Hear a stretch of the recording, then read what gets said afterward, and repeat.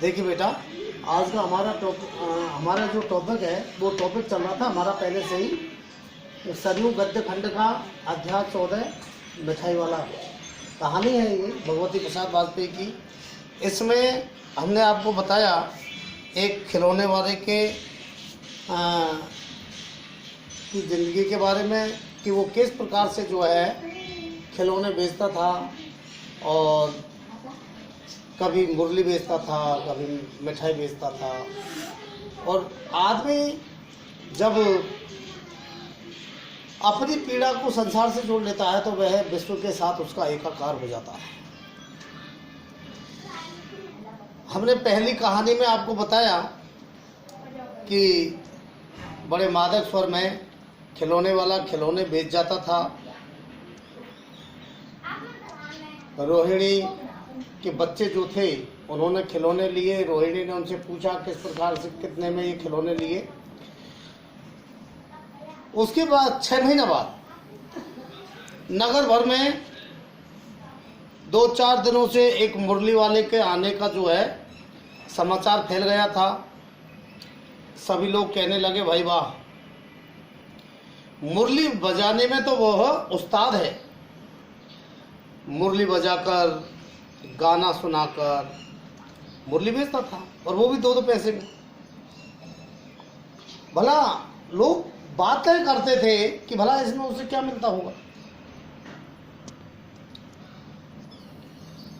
मेहनत भी नहीं आती होगी उसकी। एक व्यक्ति ने पूछ लिया कैसा है वह मुरली वाला, मैंने तो उसे नहीं देखा। तो दूसरे ने उसे उत्तर दिया कि उम्र तो उसकी अभी अधिक नहीं होगी, ये 30-32 साल का होगा।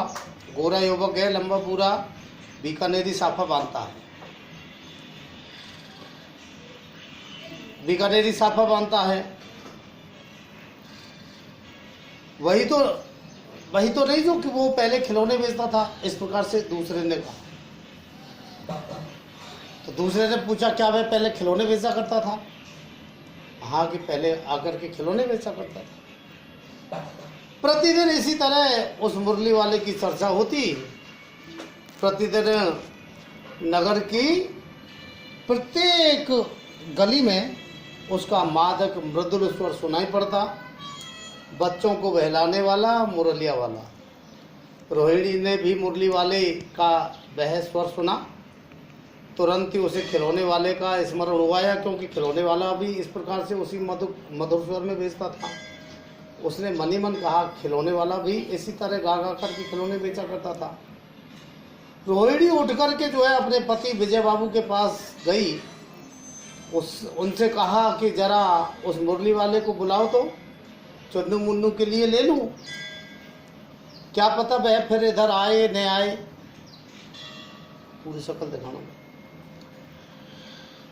वे भी जान पड़ता है शायद बच्चे पार्क में निकल गए हैं खेलने के लिए। विजय बाबू एक समाचार पत्र पढ़ रहे थे। उसी तरह उसे लिए हुए वे दरवाजे पर आकर के मुरली वाले से बोले, क्यों भाई, कितने में किस तरह देते हो मुरली। इस प्रकार से उन्होंने पूछा। अब बच्चों का हाल ये था कि उस मुरली वाले की मादक मधुर स्वर को सुनकर के किसी बच्चे की जो है टोपी गिर जाती, किसी का जूता पार्क में ही छूट जाता, किसी के पाजामा का नाड़ा खुल जाता। तो इस तरीके से इस तरह दौड़ते हुए हाँफते हुए बच्चों का झुंडा पहुंचता था। एक स्वर से बोल उठते, हम भी लंदे मुरली और हम भी लंदे मुरली। मुरली वाला हर्ष से गदगद उठता, बोलता सबको देंगे भैया, लेकिन जरा रुको, ठहरो, एक एक को देने दो। अभी इतनी जल्दी हम कहीं लौट थोड़ी जा रहे हैं, बेचने तो आए ही है। और है भी इस समय मेरे पास 1-2 नहीं, पूरी 57 मुरलियाँ हैं। इस प्रकार से बच्चों से बात करके उनसे कहा विजय बाबू से कि हाँ बाबूजी, क्या पूछा था, कितने में दिए? दी तो वैसे 3-3 पैसे के हिसाब से हैं, पर आपको 2 पैसे में लगा देंगे। विजय बाबू भीतर और बाहर दोनों प्रकार से मुस्कुरा गए। उन्होंने सोचा कि दुकानदार कैसे होते हैं, सबको जिस भाव में देते हैं उसी भाव में हमको देंगे, लेकिन वो एहसान हमारे ऊपर बता रहे हैं। तो इस प्रकार से वो जो है फिर वो बोले, तुम लोगों की झूठ बोलने की आदत होती है, देते होंगे सभी को 2-2 पैसे में, पर एहसान का बोझा मेरे ही ऊपर लाद रहे हो। मुरली वाला एकदम अप्रतिभ उठा, बोला आपको क्या पता बाबूजी कि इनकी असल लागत क्या है? यह तो ग्राहकों का दस्तूर होता है कि दुकानदार चाहे हानि उठा करके चीज़ क्यों न बेचे, पर ग्राहक यही समझते हैं कि दुकानदार मुझे लूट रहा है। आप भला काहे को विश्वास करें, लेकिन सच पूछिए तो बाबूजी असली दाम 2 ही पैसा है। आप कहीं से 2 पैसे में ये मुरलियां नहीं पा सकते हैं। इस प्रकार से उसने कहा विजय बाबू से। मैंने तो पूरी 1000 बनवाई थी, इसलिए 2 पैसे में पड़ गई। इस प्रकार से उसने उनकी अपनी बात रखी, कहा कि ये बड़ी मुरली है। और विजय बाबू बोले अच्छा मुझे ज़्यादा वक्त नहीं है, जल्दी से 2 ठोन निकाल दो, 2 मुरली निकालो। 2 मुरलियाँ लेकर के विजय बाबू फिर मकान के भीतर पहुंच गए।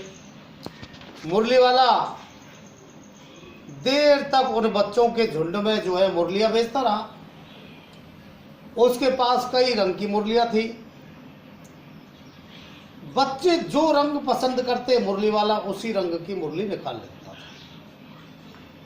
ये बड़ी मुरली है, बच्चों से बड़े प्यार से बात करता था वो। ये बड़ी मुरली है, तुम यही ले लो राजा बाबू। हाँ राजा बाबू, तुम्हारे लायक तो ये बस ये है। हाँ भैया, तुमको वही देंगे, ये लो। तुमको वैसी न चाहिए या नारंगी रंग की अच्छी ले लो, अच्छे है वही ले लो। दूसरे से कहते ले आए पैसे, अच्छा ये लो तुम्हारे लिए मैंने पहले से ही ये निकाल के रखी। तुमको पैसे नहीं, फिर कहता तुमको पैसे नहीं मिले। अरे तुमने अम्मा से ठीक तरह से नहीं मांगे होंगे। धोती पकड़ करके पैरों में लिपट करके अम्मा से पैसे मांगे जाते हैं बाबू। हाँ फिर जाओ, अब की बार मिल जाएंगे। दुअन्नी, फिर दूसरे से कहा दुअन्नी है तो क्या हुआ, ये लो पैसे वापस लो। अब ठीक हो गया ना हिसाब। फिर दूसरे से बोले वो मिल गए पैसे, देखो मैंने तरकीब बताई थी। अच्छा अब तो किसी को मुरली नहीं लेनी। इस प्रकार से सबसे कह करके सब ले चुके, ऐसा सबसे कहा। एक ने कहा, एक बच्चे से कहा क्या तुम्हारी माँ ने पैसे नहीं दिए?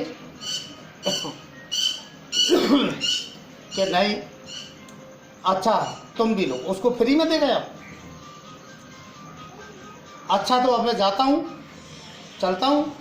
इस तरह मुरली वाला फिर आगे बढ़ गया इस प्रकार से कह करके। तो इस प्रकार से वह मुरली वाला मुरली बेच करके चला गया। अगली बार की जो और आगे की उसकी घटना है उसको बताएंगे कल।